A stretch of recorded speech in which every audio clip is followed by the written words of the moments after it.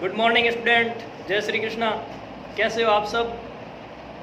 शुरू करते हैं कक्षा 8वीं का पहला चैप्टर। मित्रों, नए सिलेबस के अकॉर्डिंग क्लास शुरू कर रहे हैं। इसमें जो पहला टॉपिक है उसमें इतिहास के बारे में जो सामान्य जानकारियाँ हैं जिसके बारे में हम लोग अध्ययन करेंगे। तो उससे पहले आपको पिछली कक्षा में पूरी जानकारी दी थी कि इतिहास को पढ़ने के लिए दो प्रकार के तरीके होते हैं, अतीत से वर्तमान और वर्तमान से अतीत। इसके अलावा काल निर्धारण करने के लिए आपको दो चीज़ें ध्यान रखनी पड़ेगी, ईसा पूर्व और ईसवी सन। ईसा पूर्व ईसा मसीह के जन्म के पहले की घटना है और ईसवी होती है ईसा मसीह के जन्म के बाद की घटना है। इसके अलावा हमने पिछली कक्षा के अंदर ये भी जाना था कि इतिहास अध्ययन के अलग अलग प्रकार के स्रोत होते हैं, जैसे पुरातात्विक स्रोत जिसमें पुराने समय जो तत्व चीज़ें होती हैं उनके बारे में, साहित्यिक स्रोत के अंदर जो साहित्य लिखा गया था, और एक था विदेशी यात्रियों के विवरण, उनके बारे में हमने जाना था। इस बार थोड़ा अलग है, आराम से समझने की कोशिश करेंगे। पाठ का नाम है कैसे, कब और कहाँ। तो चलिए मित्रों शुरू करते हैं। सबसे पहले बात आती है तारीखें कितनी महत्वपूर्ण होती है। तारीखें कितनी महत्वपूर्ण होती है।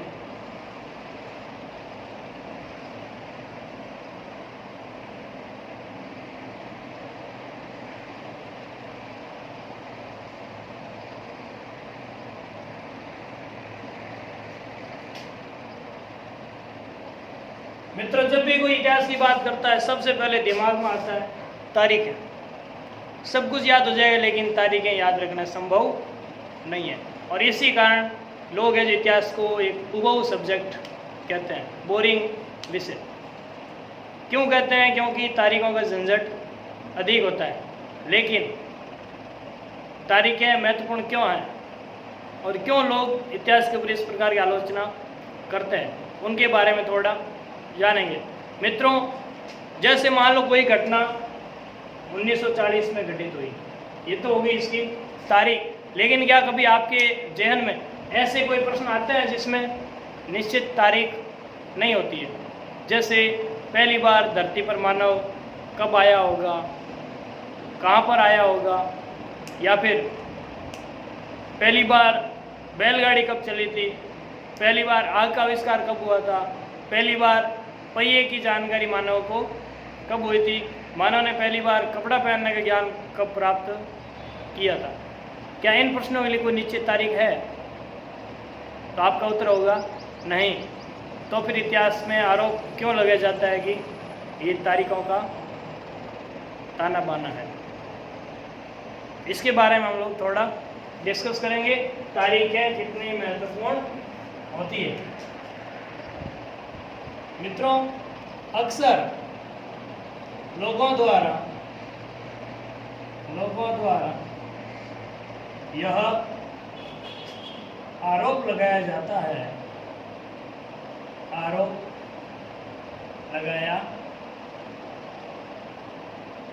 है कि इतिहास में तारीखों की उलझन अधिक है। उलझन अधिक है, इसलिए कहते हैं ये जो विषय है उबाऊ विषय माना जाता है। लेकिन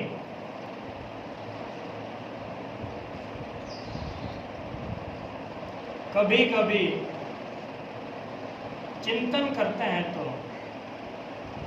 चिंतन का अर्थ होता है जब मानव अकेला बैठा कुछ सोचता है। कभी कभी चिंतन करते हैं तो कई ऐसे सवाल आते हैं जिसमें कई ऐसे सवाल आते हैं जिनमें कोई निश्चित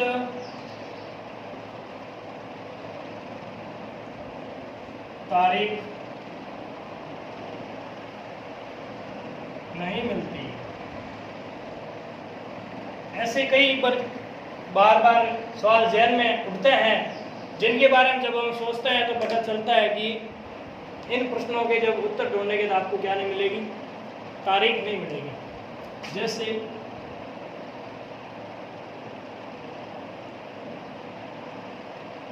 मानव की उत्पत्ति किस तारीख को हुई, किस तारीख को हुई?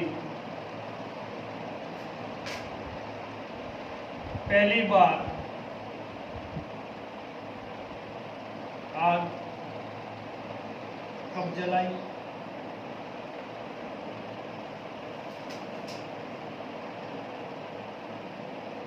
पहली बार चाय का पौधा कब देखा गया?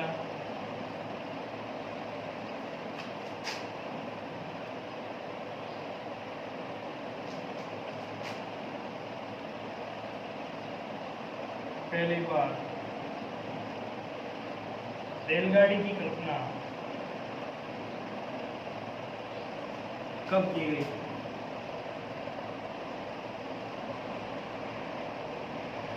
ऐसे तमाम प्रकार के प्रश्न हमारे मन में उठते हैं लेकिन उनकी कोई निश्चित तारीख नहीं मिलती। तो फिर इतिहास के ऊपर आरोप लगाना गलत है कि इसमें तारीखों की उलझन है। अब बात आती है कि तारीखें कितनी महत्वपूर्ण हैं। अगर इतिहास से तारीखों को गायब कर दिया जाए तो इतिहास पढ़ना कठिन हो जाएगा और अगर अधिक तारीखें भी जोड़ दी जाए तो भी ये विषय वो कठिन हो जाएगा।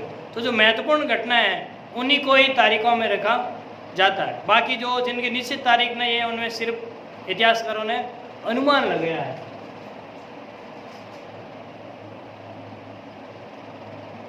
काल निर्धारण में तारीखें महत्वपूर्ण होती है। काल निर्धारण में तारीखें क्या होती है मित्रों? महत्वपूर्ण। तारीखें हमें बताती है कि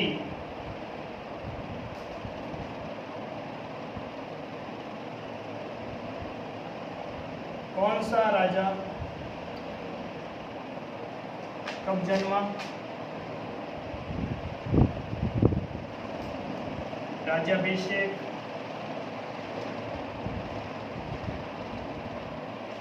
कब हुआ,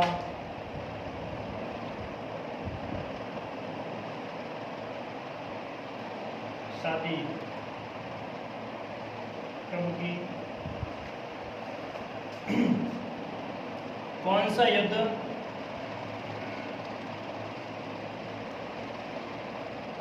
किस तारीख को लड़ा गया,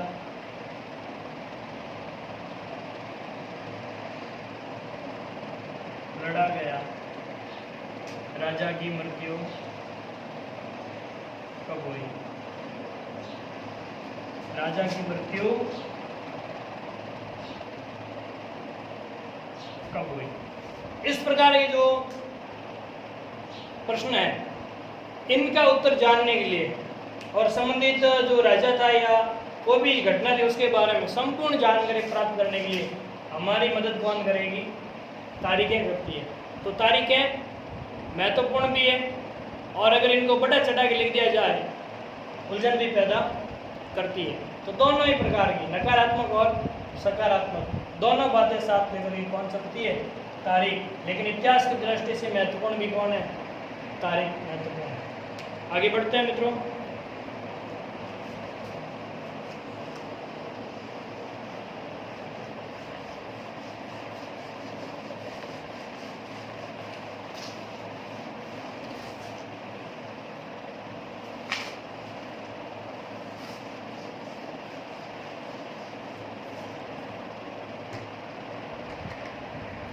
अब बात करें कौन सी तारीख है,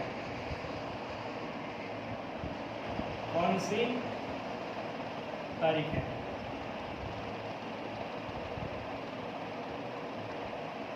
इतिहास पढ़ेंगे लेकिन तारीखें कौन सी पढ़ेंगे। इसमें भी जो महत्वपूर्ण घटनाएं होगी उन्हीं तारीखों को पढ़ा जाएगा, लेकिन किसी भी घटना के लिए पहले से तय कोई तारीख नहीं होती है। तो ध्यान रखना एक चीज, घटना के संदर्भ में पढ़ा जाए तो तारीखें कभी महत्वपूर्ण नहीं रही थी। तारीखें महत्वपूर्ण कब हुई थी, जब उस तारीख को कोई घटना घटित हुई थी तब महत्वपूर्ण हुई थी। कोयला लाखों सालों से जमीन के अंदर था, लेकिन ये मानव के लिए तब तक महत्वपूर्ण नहीं था जब तक कि भाप के इंजन का आविष्कार नहीं हुआ। कोई भी संसाधन है जमीन के अंदर, उसका महत्व तब तक नहीं है जब तक हम उसका उपयोग लें। ये मारकर बना दिया मानो किसी ने, लेकिन इसका उपयोग लेना अगर नहीं आ रहा है, इसका महत्व पता नहीं है, तो हमारे लिए किसी भी प्रकार का उपयोगी नहीं है। उसी प्रकार तारीखें खूब सारी होती है, लेकिन तारीखें कौन सी महत्वपूर्ण होगी ये किस पर निर्भर करेगा, उस तारीख को घटने वाली घटना पर। कोई भी ऐतिहासिक घटना पहले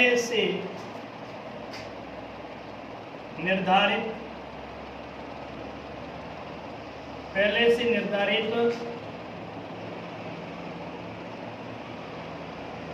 तारीख में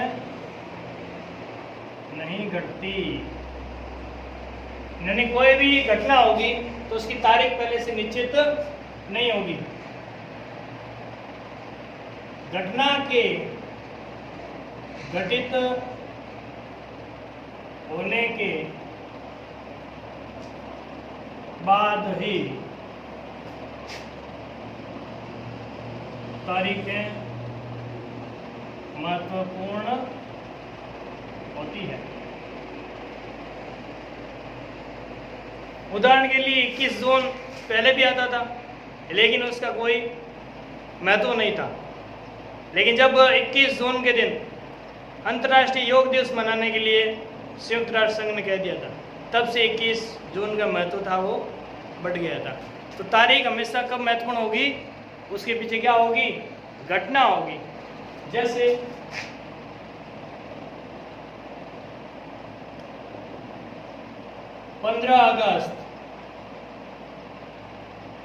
अगस्त महत्वपूर्ण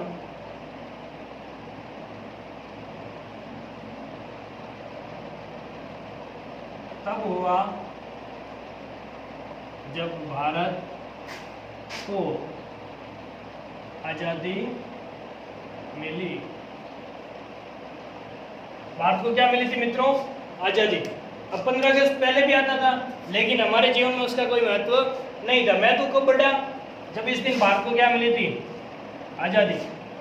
तो तारीखें महत्वपूर्ण क्या होती है, क्योंकि तारीखों के दिन कोई घटना घटित होती है। यही घटना होती है जो हमें तारीखों को महत्वपूर्ण बनाती है, और उन्हीं तारीखों से इन महत्वपूर्ण घटनाओं के बारे में अध्ययन किया जाता है। ये तो आपका तारीखों से संबंधित जानकारी। अगला आएगा वो है हमारा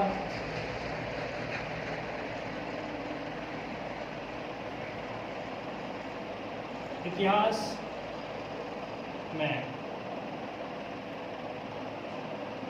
कालखंडों का निर्धारण। कालखंडों का निर्धारण, काल है, समय है, उसका क्या कर दिया, खंड कर दिया। खंड मीन्स उसको अलग अलग टुकड़ों में बांट दिया। तो ये क्यों बांटा इतिहास को, अध्ययन सुविधा के लिए।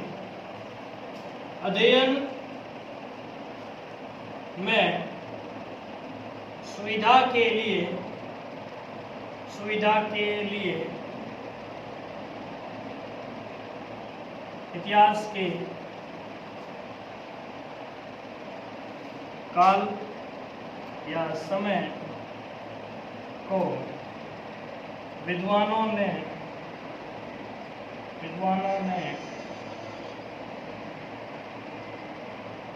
अलग अलग भागों में बांटा, अलग अलग भागों में बांटा था। क्यों बांटा? अध्ययन सुविधा के लिए, पढ़ने में क्या हो आसानी। उदाहरण के लिए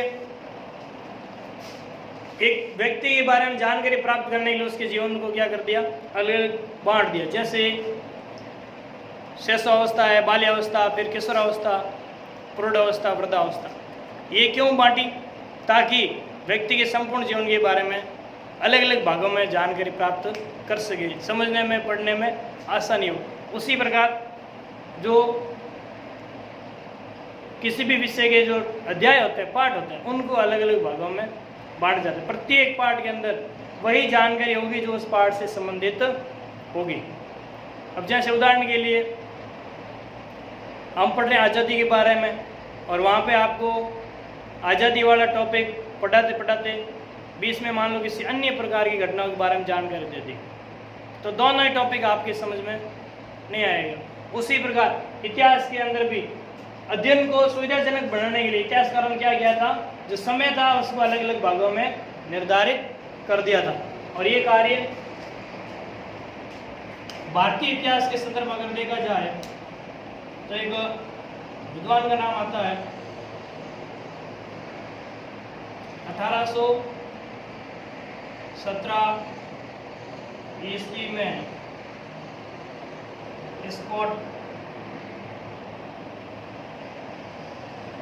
स्कॉटलैंड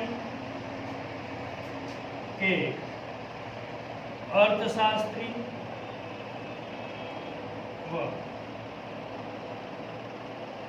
राजनीतिक दार्शनिक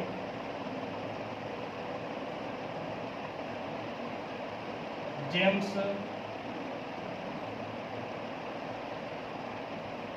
मिल ने, बात है दोस्तों 1817 की, जगह कौन सी? स्कॉटलैंड। वहां का एक अर्थशास्त्री और राजनीतिक दार्शनिक था जिसका नाम था जेम्स मिल। इसने एक पुस्तक लिखी थी। तो जेम्स मिल ने अपनी पुस्तक ए हिस्ट्री ऑफ ब्रिटिश इंडिया, ये history of British India, Hindi में अगर बात करें इसका मतलब होता है ब्रिटिश भारत का इतिहास। ब्रिटिश भारत का इतिहास, वह समय जब भारत में अंग्रेजों का शासन था। इस समय एक विद्वान था जेम्स मिल, उसने एक पुस्तक लिखी थी ब्रिटिश भारत का इतिहास, या फिर ए हिस्ट्री ऑफ ब्रिटिश इंडिया। इसके अंदर मित्रों इसने क्या किया था, भारतीय इतिहास को 3 भागों में बांटा, 3 भागों में बांटा। कौन कौन से थे 3 भाग? नंबर 1 हिंदू काल, नंबर 2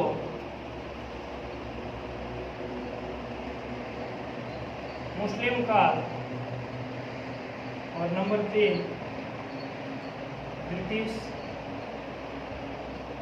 काल। तो 3 भाग पढ़े इसने। हिंदू काल के अंदर वह समय जब हिंदू राजाओं का शासन था, मुस्लिम काल में वह समय जब भारत के ऊपर मुस्लिम जो शासक उनका शासन रहा था, और ब्रिटिश काल में भारत में ब्रिटेन से आए हुए लोगों का या अंग्रेजों का शासन था। तो इस प्रकार भारतीय इतिहास के कालखंडों का निर्धारण 1817 ईस्वी में स्कॉटलैंड का अर्थशास्त्री या राजनीतिक दार्शनिक जेम्स मिल ने भारत के इतिहास का 3 भागों में बंटवारा किया था, हिंदू, मुस्लिम और ब्रिटिश। किताब का नाम ए हिस्ट्री ऑफ ब्रिटिश इंडिया, यानी कि ब्रिटिश भारत का इतिहास। अब इसने जो ये 3 खंड बनाए थे, इसमें कौन कौन सी समस्या आई थी और अन्य प्रकार के इतिहास कारण है, भारतीय इतिहास को किन किन खंडों में विभाजित किया था, इनके बारे में हम नेक्स्ट क्लास में चर्चा करेंगे। तब तक के लिए नमस्कार, आपका दिन शुभ हो।